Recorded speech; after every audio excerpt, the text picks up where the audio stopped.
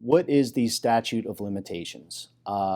The statute of limitations is the time prescribed by law within which you need to file a lawsuit naming all of the people and entities that may be responsible for the damages that you suffered as a result of the incident.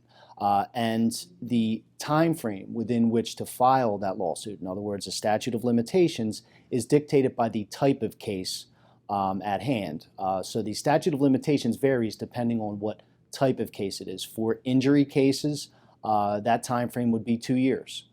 For example, if you're involved in a motor vehicle accident and you've suffered damage as a result of that accident, you're going to have 2 years within which to file a lawsuit naming every person and entity that could ultimately be responsible for the damages that you suffered.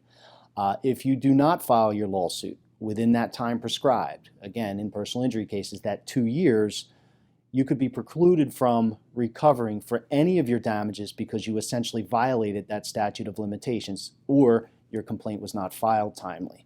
So it's very important, number one, that you identify all of the people and entities that could be responsible to you for your damages.